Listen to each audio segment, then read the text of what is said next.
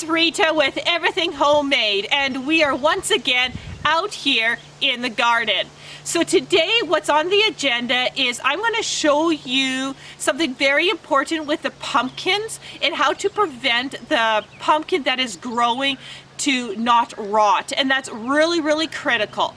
I'm also going to show you how to thin carrots. Now, I went in detail on a previous YouTube video on how to thin carrots, but I'm going to answer questions that everyone seems to be asking me when they watch that video. So I'm going to go ahead and clarify it once more and take this opportunity to do that.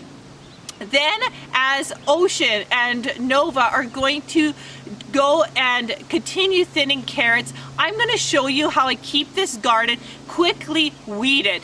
Now, weeds are like the garden's worst enemy, but you can't weed every day, and there is a good technique that if you garden the way that I do, you can keep down the weeds fairly simply when the plants are big. So those are a couple of things we're going to do. There may be some other things I'm going to point out as we go through the garden, but let's start with the pumpkins. I also want to say thank you for everybody who is watching and supporting this channel. Really appreciate it. And for a side note, book 2, Heart's Courage, is coming out soon. That's the second book in a Heart's Journey series. This month, before the second book in the series is out, Heart's Cry ebook is on for 99 cents. So head off to Amazon if you want to read Heart's Cry ebook, or order Heart's Cry in paperback before the second book is out in the month of August. You can do that. All links are in the description box below. I've had tons of people send me personal messages of how much they enjoyed Heart's Cry. And for a new author, and really for any author, those messages are gold. They mean the world to us.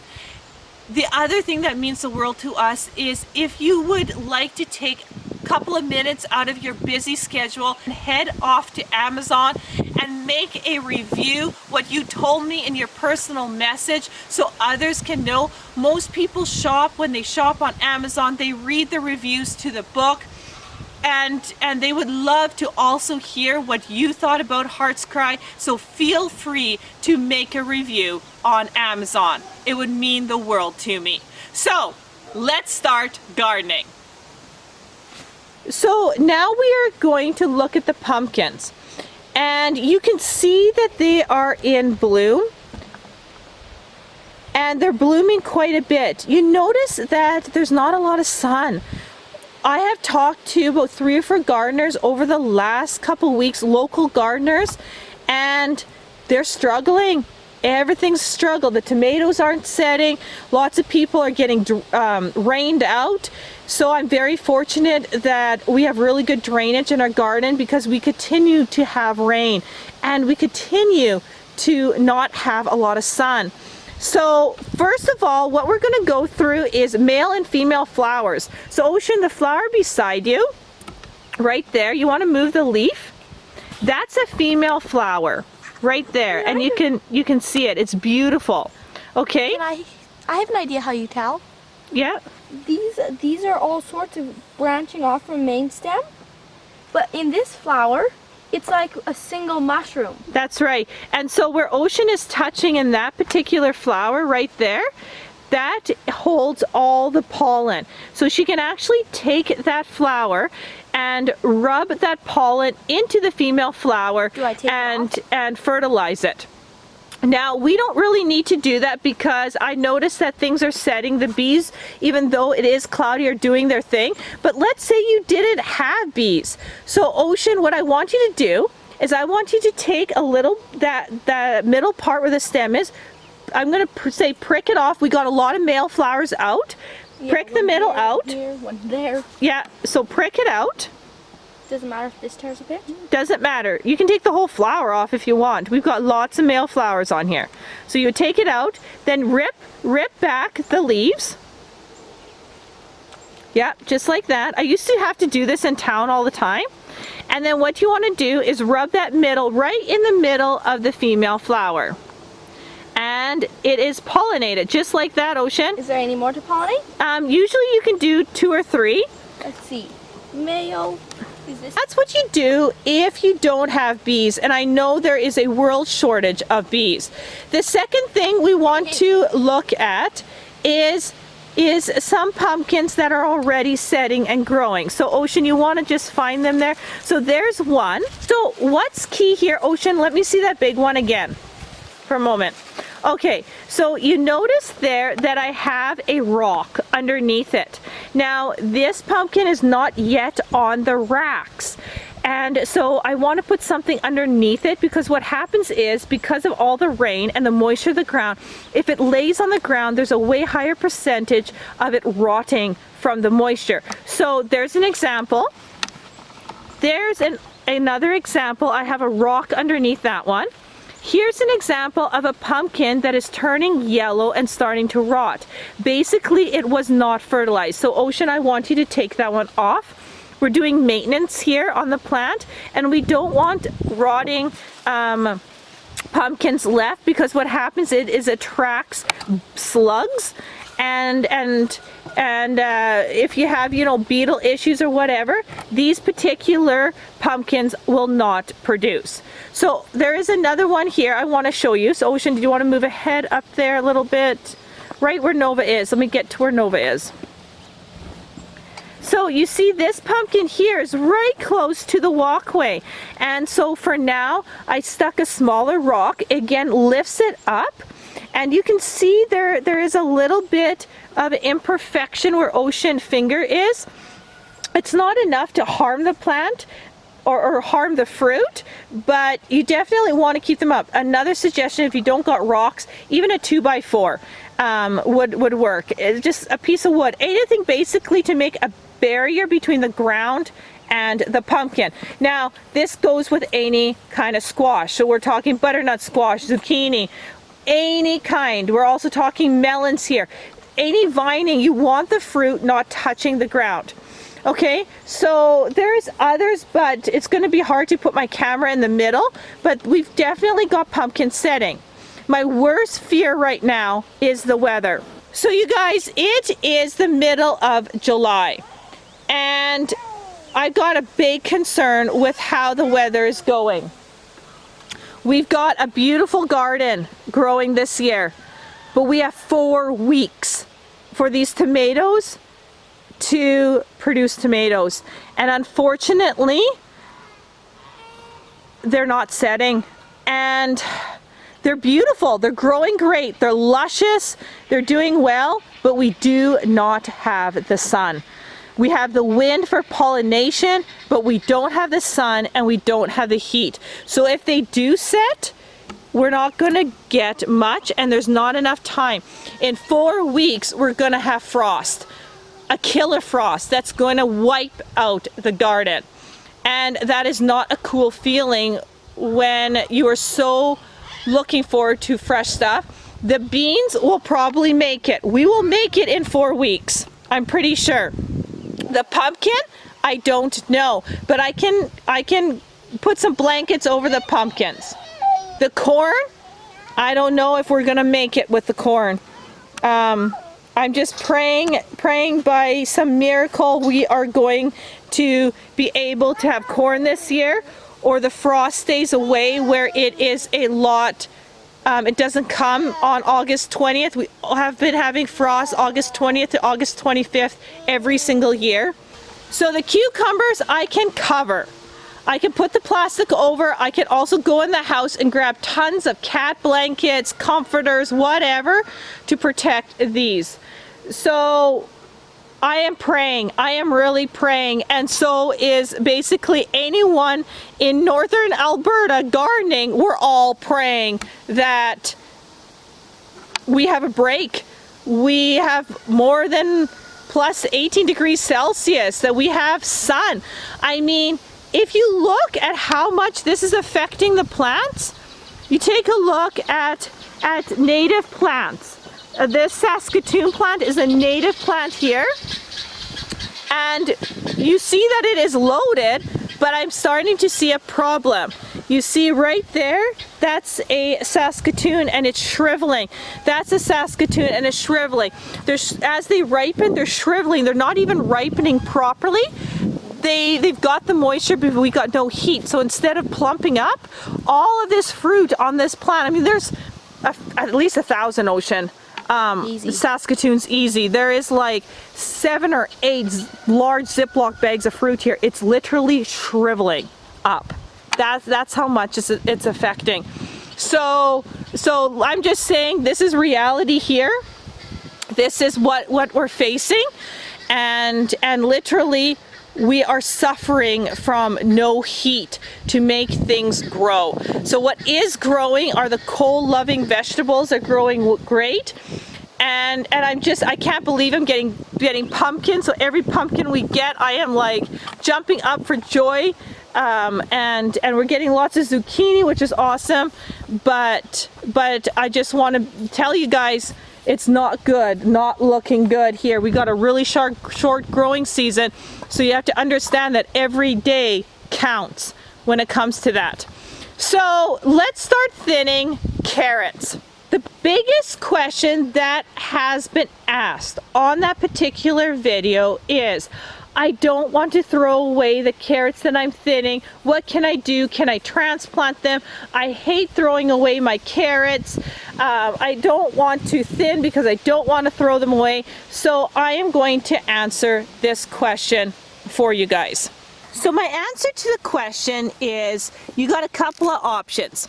If you have goats, if you have cows, they will love to eat these. Even the rabbits will like to eat it.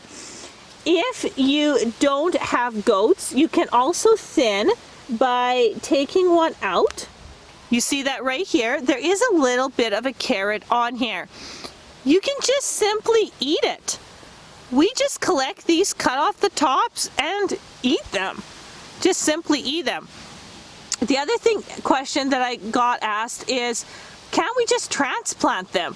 Well, they don't do well transplanting. They go into shock. So transplanting them, you would have to baby them quite a bit, and they don't grow very good after transplanting. It's not an impossibility, but I don't got time to mess around with that, and we just simply eat them. We just simply enjoy them. So you don't need to waste it. The way that our ground is, we have to plant thicker. You can plant thinner if you got really nice ground where you don't have to waste as much seed. But if I didn't plant as thick as I did, the seed wouldn't pop up. Even if we put the potting soil over, I need the numbers to help push the seeds out. There's a lot on here to snack on. They taste delicious. So I'm gonna eat this one. Yummy, yummy. Oh my word, they taste good. But let's get to thinning. Okay, so let's talk about thinning. So you see all of these carrots, they're nice and bushy, and I'm really focusing on the stems here because that's exactly what you want to look at. So when I look at these stems, I have a stem here, I've got another stem here, another one here. I basically want to be about 1 inch apart. So this one's huge. This is a really good one. So I'm gonna pull all the ones around it, all the little ones around it, and this one here. So now I have 2. I have this one here and this one here. So I basically got a finger distance. So I've got about 1/2 inch, and that's not too bad. So I'm gonna leave it. I want about a maximum. So then I'm gonna look here, and I'm going to look and I go, whoa, I got this huge cluster. So I'm gonna get rid of this one. I'm looking for the biggest heads because they're the ones that are gonna grow. And I'm just gonna take a whole bunch here, because look at that. Oh, look at all those. So I'm gonna take a whole bunch out here, and that will definitely give more space to the other carrots, because if you don't thin, they're not going to grow that big, and then you can't do a good storage. So I'm going to move my camera around here a little. So if you could kind of see here, I've kept this one here, I've kept this one, and I'm just going to continue to thin in here. It's really, really thick. I'm going to keep this one here. I'm going to start taking kind of the middle out here. As I go, I'm going to pull these out here. This one here's kind of needs to be pulled. There's a nice big one right there, so I'm going to leave that one. Basically, and then I'm going to put the dirt back over it. So make sure you put the dirt back over the hole to straighten out the carrots. Okay. And that way now it's looking pretty good. This middle one right here looks really good. So it's just a matter of making room for them. Ocean pulled a really big carrot here. Take a look at that big sucker. Boy, she's going to enjoy eating that one.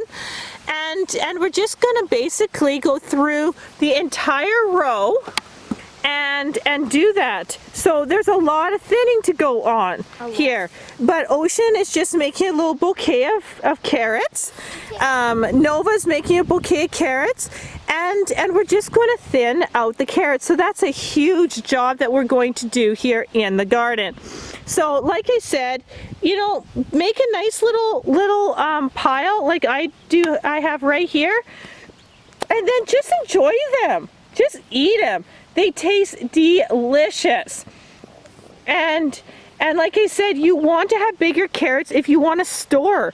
If you want to store them, you can't store small carrots. They just shrivel up or just go rotten. They do not store. You want a good sized carrot. So it's really important that this whole thinning of carrots, and not to feel bad about pulling out those plants. It's not a waste. Just find a creative way on how to use it. And you know what? If you don't want to eat the tops and you don't have critters, the last resort is put an ad on Craigslist or Kijiji. Go, farmers will go nuts and will pick them up and feed it off to their critters. So then there's zero waste and you're helping others at the same time. Okay, so you guys continue to thin carrots, and I'm going to show them how to quickly weed this garden. So before I begin hoeing, Annika here, say hi to everyone. Hi. Annika here is doing some maintenance with the weeds. Now, when it comes to weeding, we have 4 weeks left. And then the frost is going to come, things are going to die, and winter's going to set in. So our growing season is super, super short. We have June, July, and half of August. So you can tell why there's this big rush.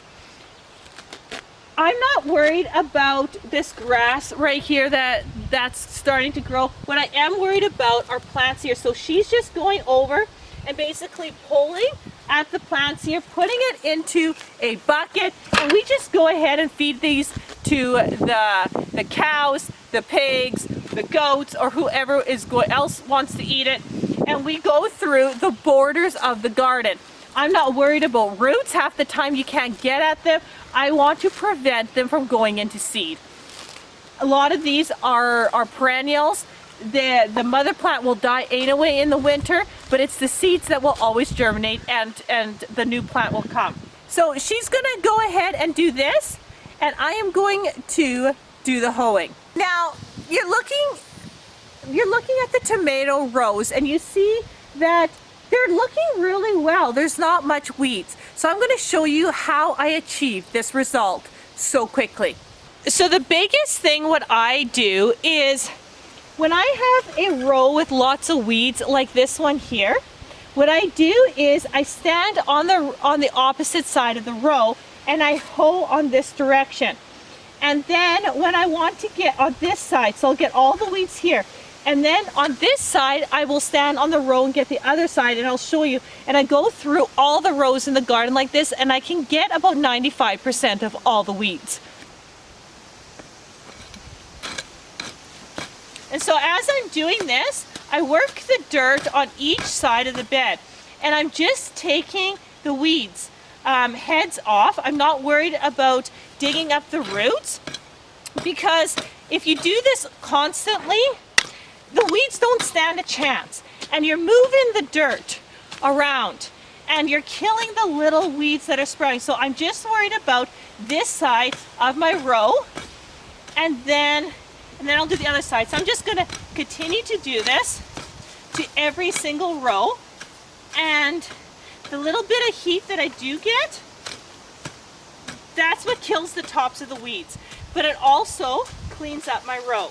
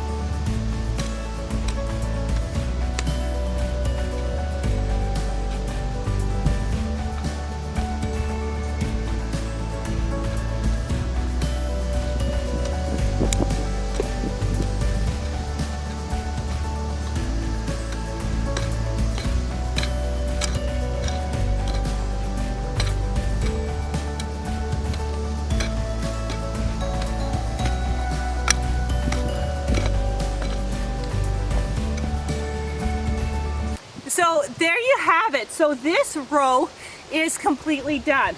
So I got both sides done, the ground moved, and that's the biggest thing, is to move the ground so that the little germinating weeds die. And if you continue to do this, you know, I do it about once every 2 weeks when we first begin, and we weed about once a week. But once the plants get bigger, they start choking out the weeds. So it's just general maintenance. I let everything now sprout up again, and I'll kill it all again. It's just about keeping them down. And it works great. And I just leave the weeds to decompose into the dirt, adding nutrients back into the dirt in this case. And that really keeps the garden in a manageable sense when it comes to weeds. Now I'm going to show you a spot where it is just taken over by chickweed. Chickweed grows very quickly and it's a huge nuisance. So let's go to that spot. Take a look, like this is all weeds. So what I'm going to do is, this is clay, like the walkways are right clay. The clay, the top soil to the walkway is only like 4 inches, and that's why I like making little hills for all my vegetables. But I mean, even if you would sit here pulling it out, you wouldn't get the roots, and digging would it'd be so time consuming. So watch what I do with my hoe.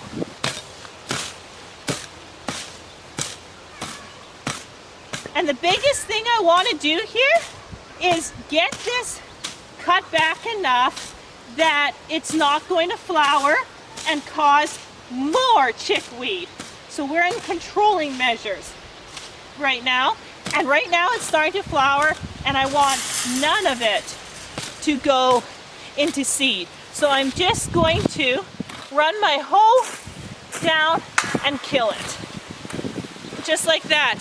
So that way the walkway is semi-clean, right? Or controlled enough. So that's what I do here in the garden, and I will be doing this for the rest of the garden.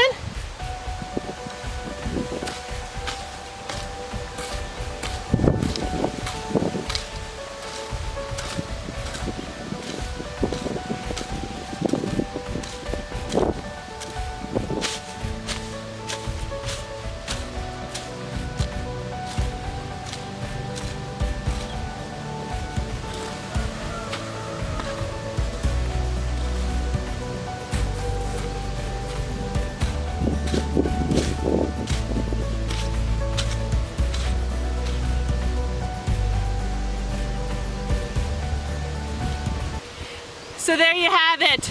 We're gonna go through the entire garden and hoe it. It'll take me a few hours, but it keeps the garden looking good. It's definitely, I'm never ever gonna get every weed, but as long as things stay semi-clean, the vegetables and fruits are growing, and the weeds aren't overtaking, then that is perfect. We're gonna continue working here, and I hope you learned something interesting today, and I will see you on the next video.